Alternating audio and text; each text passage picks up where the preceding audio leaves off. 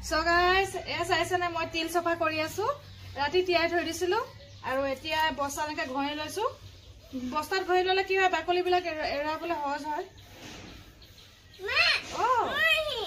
তুমি তোমাৰ গুটা হাতত লাগি যাব সনা তুমি খাব আইছো বিহুৰ বাবে মই পুৰা জোৰদাৰ জোগাৰ কৰিব লাগিলোৱে আৰু অলপ পিছত পিঠাগুৰি খুন্দিবলৈ যাম তো প্ৰথম তিলখিনি ধুই লওঁ কাৰণ তিল শুকাবলৈ সময় লাগিব 2 ঘণ্টা 3 ঘণ্টা লাগি যাব ইফালৰ পৰা আহাৰ পিছত আৰু